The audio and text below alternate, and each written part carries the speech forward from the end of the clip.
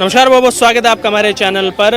भारत में अब विधानसभा के चुनाव होने वाले हैं हरियाणा में और जम्मू कश्मीर में। लेकिन जम्मू कश्मीर में राहुल गांधी तो गए हैं दौरे पे, श्रीनगर में जाके संबोधित करते अपने कार्यकर्ताओं का।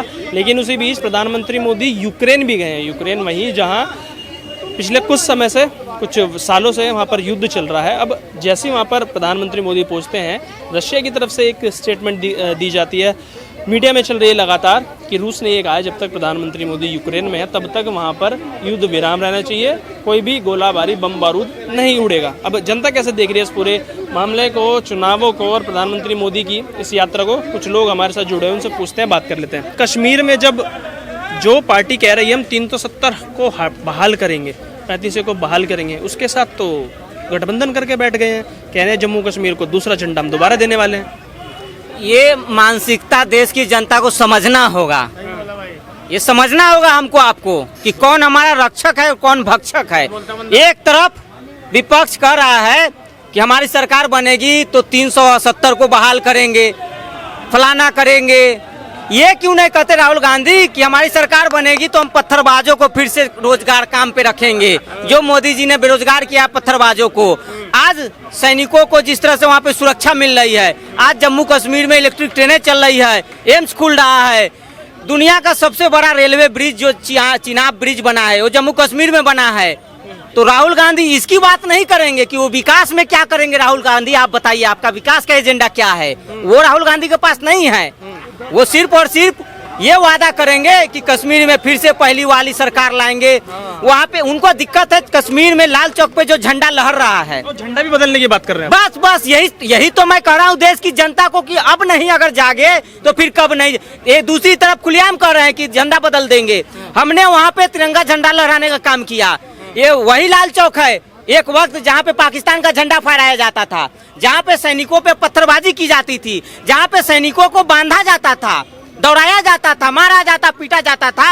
आज जम्मू कश्मीर में जो है, आज देखिए विकास का काम हो रहा है। आज शांतिपूर्ण तरीके से 40 साल बाद मुहर्रम का जुलूस निकला है। किसके नेतृत्व में? मोदी जी के नेतृत्व में। आज जो शांति व्यवस्था जम्मू कश्मीर में बनी है वो राहुल गांधी को हजम नहीं हो रहा है। और ये क्या कह रहे हैं राहुल गांधी जाके कि जम्मू कश्मीर से हमारा खून का रिश्ता है, मतलब बाकी राज्यों से आपका पानी का रिश्ता है। फिर अगर जम्मू कश्मीर से आपका खून का रिश्ता है तो बाकी राज्यों से पानी का रिश्ता है आपका। ये तो लीडर ऑपोजिशन जो बनाएगा राहुल गांधी, ये कोई चुन के थोड़ी आए, ये जबरदस्ती के थोपे हुए लीडर ऑपोजिशन। इस बार चुन के भेजा है। कांग्रेस में भैया कभी चुनाव नहीं होता है, कांग्रेस के पार्टी का कोई संविधान नहीं है। तो इंडिया गठबंधन जो जीते हैं उन्होंने सर्वसहमति से बनाया ना उनका एलओपी। जब राहुल गांधी प्रधानमंत्री के उम्मीदवार भी राहुल गांधी, एलओपी के भी उम्मीदवार राहुल गांधी, सारी जो है डिसीजन राहुल गांधी, तो फिर एक पार्टी रखने से क्या मतलब है? हाँ, एक खानदान जो है शुरू से कांग्रेस, देखिए कांग्रेस पार्टी जो है कि कांग्रेस पार्टी के पास जो है कि गांधी परिवार के पास रिमोट है। कांग्रेस पार्टी को गांधी परिवार जैसे चाहती है वैसे चलाती है। आप खड़गे साहब को इन्होंने बनाया राष्ट्रीय अध्यक्ष, जो खड़गे साहब जो एक्सपायरी डेट में चल रहे हैं, उनको ये नहीं पता है कि कब कहाँ क्या बोलना है। ऐसे शब्दों का इस्तेमाल अगर एक्सपायरी डेट में चल रहे हैं, बिल्कुल नेता है, अच्छे बुजुर्ग है, कोई बात नहीं, पर ऐसे शब्दों का इस्तेमाल करने से बचेंगे। ये स्थिति है आज जो है ना, ये जम्मू कश्मीर में दौरे जो घूम रहे हैं, इनको मालूम है कि जम्मू कश्मीर में आने वाले समय में इनकी वहाँ से सुपड़ा साफ होने का वाला है। चाहे सब लोग, चाहे वो महबूबा मुफ्ती से कर ले या जिससे भी गठबंधन करना है कर ले, इस बार जम्मू कश्मीर की जनता वहाँ से कांग्रेस की विदाई करने वाली है। चलो जम्मू कश्मीर की आपने बात कर ली, हरियाणा में भी चुनाव, और अभी जो सर्वे आ रहे हैं निकल के, जो मीडिया संस्थानों ने करे हैं, उसमें तकरीबन 40 से 45% जो जनता है वहाँ की असंतुष्ट नजर आ रही है बीजेपी से। और उसका कारण भी कहीं ना कहीं नजर आता है कि पहलवान नाखुश, किसान नाखुश और अपने जवान नाखुश। कैसे करेंगे? हरियाणा में कैसे बचाएंगे? देखिए, नाखुश तो नहीं कहेंगे, लेकिन हरियाणा का जो चुनाव है इस बार, वो कहीं ना कहीं कांटे की टक्कर है। अगर बीजेपी इसको हल्के में लेगी तो कहीं ना कहीं बीजेपी को हार का सामना करना पड़ेगा। इसलिए बीजेपी को वहाँ पे मजबूत रणनीति बनाने होगी। और कांग्रेस पार्टी जो पहलवाने को ऊपर राजनीति कर रही है, ये न कहीं बीजेपी को यही मुद्दा जो है बीजेपी को हराएगी वहाँ पे। क्योंकि खबरें आ रही हैं कि जो विनेश फोगाट है वो चुनाव लड़ सकती है कांग्रेस के टिकट से। बिल्कुल लड़ाया जाएगा। विनेश फोगाट को शुरू से, वो देखिए विनेश फोगाट जो है वो शुरू से कांग्रेस समर्थित रही है और कांग्रेस उसको जो है कि समर्थन देते आया हुआ है। तो इस चुनाव में जो है आप देख लीजिएगा 10 दिन में कांग्रेस जो है ये पहलवानों वाला मुद्दा पे ही ये चुनाव जीतेगी। और इस बार जो है बीजेपी को वहाँ पे हरियाणा में जो है कांटे की टक्कर है। अगर बीजेपी इसमें समझौता करती है, अगर थोड़ी भी भूल चूक करती है तो हरियाणा से हाथ धोना पड़ेगा बीजेपी को। इसलिए बीजेपी को जो है कि रणनीति जो है वो मजबूत बनाना होगा। और कहीं ना कहीं कांग्रेस जाल फेंकेगी कि कहीं ना कहीं जो है कि बीजेपी खिलाड़ियों का अपमान कर रही है, खिलाड़ियों का शोषण हो रहा है, इस तरह के तमाम जो है एजेंडे कांग्रेस पार्टी द्वारा बनाया जाएगा। तो बीजेपी को समझना है, और बीजेपी शुरू से ही खिलाड़ियों के हितैषी है। जो भी मेडल जीत के आए हैं उनको पूरा भरपूर सम्मान मिला है, चाहे हरियाणा के हो चाहे देश के किसी कोने के, सारे खिलाड़ी एक जैसे हैं बीजेपी के लिए। और तमाम मुद्दे को जो है बीजेपी हल्के में नहीं लेगी इस बार, तो बीजेपी के लिए फायदे में रहेगी बीजेपी। भारत में चुनावी माहौल है, राहुल गांधी लगे हुए हैं सियासी माहौल बनाने में। प्रधानमंत्री मोदी यूक्रेन जा रहे हैं, यूक्रेन जाते हैं, युद्ध विराम हो जाता है, तो कैसे देख रहे हैं इसे? देखिए, अगर अपने देश का प्रधानमंत्री कहीं जाता है और दूसरे देश का प्रधानमंत्री राष्ट्रपति ऐसा बोलता है कि जब तक मोदी जी वहाँ रहेंगे तब तक हम युद्ध नहीं करेंगे, हमला नहीं करेंगे, तो ये हमारे देश के लिए बहुत ही सौभाग्य की बात है। नरेंद्र मोदी जी बहुत ही पावरफुल नेता हैं, बहुत ही समझदार हैं। और उनने जो अभी रूस गए थे तो पुतिन जी के साथ उनकी जो मीटिंग हुई थी उसमें भी उन्होंने यही कहा था कि शांति में ही समस्या का समाधान है। और हमारे देश के राष्ट्रपिता महात्मा गांधी जी का भी संदेश था, अहिंसा परमो धर्मा। किसी भी चीज़ के समस्या का समाधान हिंसा से नहीं है। तो शांति का उन्होंने जो संदेश दिया है, जेलेंस्की जो वहाँ के राष्ट्रपति हैं, कि शांति से ही हर समस्या का समाधान है।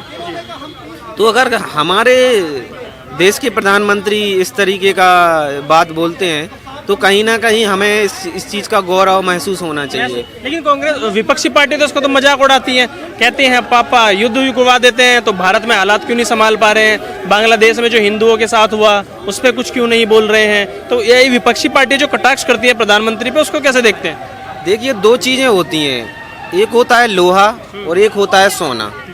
तो लोहे से जो भी चीज़ निर्मित होती है वो लोहा ही रहती है, और सोने से जो चीज़ बनती है वो सोना ही रहती है। इसी तरह हमारे देश में नहीं, पूरी दुनिया में दो तरीके के लोग रहते हैं। एक लोग रहते हैं नकारात्मक लोग, मूर्ख लोग, और एक लोग रहते हैं समझदार। तो मूर्ख व्यक्ति जो भी बात करेगा और जो भी सोचेगा और जो भी एक्टिविटी करेगा उससे विनाश होगा, उससे बुराइयां पनपेंगी। लेकिन जो सकारात्मक व्यक्ति होता है, जो अच्छी सोच का व्यक्ति होता है, उस जो भी सोचेगा और जो भी कार्य करेगा उसका परिणाम अच्छा होगा। तो जो लोग कटाक्ष करते हैं, जो लोग नकारात्मक बोलते हैं, कहीं ना कहीं उनकी सोच नकारात्मकता है। और ऐसी सोच का व्यक्ति के दो परिणाम होते हैं। एक परिणाम उसके खुद का विनाश होता है और उसके संपर्क में जो लोग आते हैं उनका भी विनाश होता है। तो वो संपर्क में आ गए हैं, इंडिया अलायंस बन गया पूरा का पूरा, राहुल गांधी, अखिलेश यादव सारे इकट्ठे हो गए हैं। तो अन्य नाश्ता है, वो तो कह रहे हैं हम तो सत्ता बनाएंगे, मोदी जी को अब राज चलता हुआ कर देंगे, पहाड़ों में जाके वो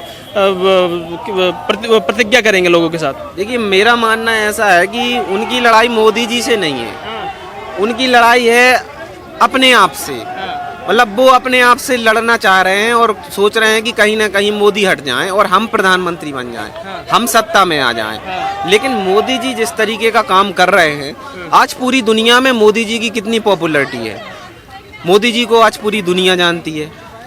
और अगर एक इतने पावरफुल देश का राष्ट्रपति, जहाँ की सेना को इतना पावरफुल माना जाता है, उस देश का राष्ट्रपति अगर इतनी बड़ी बात बोल रहा है कि जब तक मोदी जी यूक्रेन में रहेंगे तब तक हम युद्ध नहीं करेंगे, तो इससे इस बात को दर्शाता है कि हमारे मोदी जी कितने पॉपुलर हैं। तो हमारे मोदी जी अगर उस देश में रह रहे हैं और ऐसी बात कोई राष्ट्रपति कर रहा है तो ये गौरव की बात है।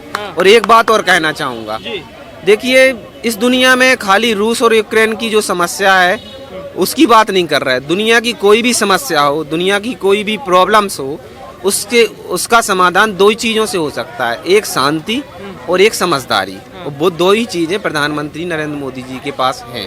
समझदारी भी है, दिमाग है। अगर इतना दिमाग नहीं होता तो वो देश के प्रधानमंत्री नहीं बने। एक मूर्ख व्यक्ति कभी ऊंचाइयों को नहीं छू सकता, समझदार व्यक्ति, दिमाग वाला व्यक्ति ही आगे बढ़ सकता है। नहीं, लेकिन विपक्षी पार्टी कहती है कि उन्होंने तो पूरा इकोसिस्टम हैक कर रखा है, ईवीएम हैक कर रखी है, सीबीआई उनके हाथ में, ईडी उनके हाथ में, तो जीत नहीं रहे हैं, वो कर रहे हैं, बेईमानी कर रहे हैं और गलत इस्तेमाल कर रहे हैं चीज़ों का? मुझे ये बताइए, अगर बेईमानी से आगे बढ़े होते और ईवीएम मशीनों में कोई घोटाला हुआ होता तो भैया तीसरी बार प्रधानमंत्री बने हैं। क्यों बनते यार?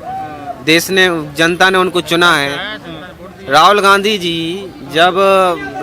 जी एक अच्छे नेता हैं, युवा नेता हैं और वो भी बहुत ही काबिलियत रखते हैं, प्रधानमंत्री पद के उम्मीदवार हैं। प्रधानमंत्री पद के उम्मीदवार हैं, विपक्षी दल के नेता हैं, वो भी प्रधानमंत्री पद बनने की देखिए उम्मीद तो है, नामुमकिन के बराबर तो है, बहुत बड़ा फैन है राहुल गांधी का। नामुमकिन के बराबर है, लेकिन हाँ, राहुल गांधी जी जब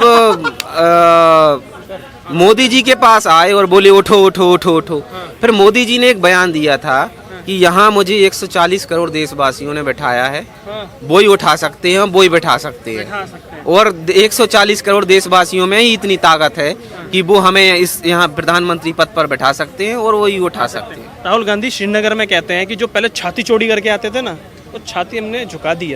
अब मोदी जी को हमसे गुजर के जाना पड़ेगा और जो ये अपनी मनमर्जी से बिल पास करते हैं वो नहीं करने देंगे हम।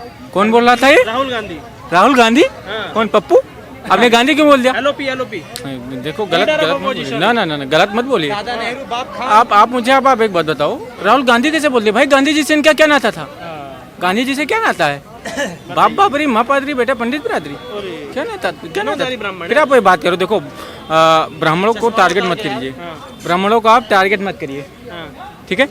मैं आपसे पूछना चाहता हूँ, आप मुझे एक बात बताओ, एक डाल पे उल्लू बैठा है, एक डाल पे तोता, और ब्राह्मण बनकर घूम रहा है फिरोज खान का पोता। हाँ? राहुल गांधी प्रधानमंत्री बनेंगे, लेकिन तो वो पाकिस्तान के बनेंगे, भारत के नहीं बन सकते। जनता ने दे दी इस बार वोट। कहाँ दे दी? एलओपी बना दिया है, लोकसभा में कह रहे हैं मोदी जी की छाती झुका दी। आपकी उनकी रेल की हड्डी टूटने वाली है। हाँ, रेल की हड्डी, वो हमेशा 100 के अंदर रहेंगे। 100 के अंदर? हाँ, हमेशा 100 के अंदर रहेंगे। वो स्तर मानना चाहिए। कितने लोग इकट्ठा हो गए, लोकतंत्र खत्म है, संविधान खत्म है, आरक्षण खत्म है, दलित परेशान, पिछड़ा परेशान, SC ST परेशान। अरे भैया कहाँ परेशान? तभी भाजपा की सरकार बनी, ठीक है?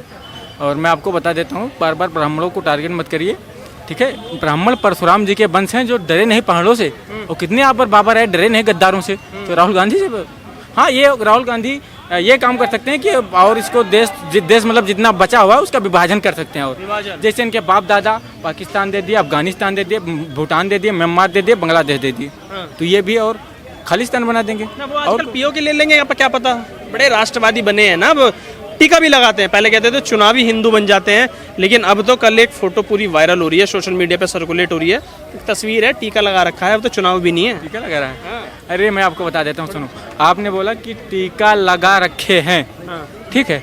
टीका वो वोट बैंक की राजनीति बहुत अच्छे करते हैं। इन्होंने एक नारा भी दिया था यूपी में, विपक्ष वालों ने, वो बसपा के साथ शामिल हुए थे, सारे विपक्ष बोले थे कि मिले मुलायम का श्री राम, हवा में उड़ गए जय श्री राम। मैं आपको बता देता हूँ, उल्लू निकल पड़े हैं, अभी रात नहीं है, और बातों में आपके जैसे कोई बात नहीं है। और फिरोज खान के पोते प्रभु श्री राम को हवा में उड़ा दे, इतनी मौलाना राहुल गांधी की औकात नहीं है।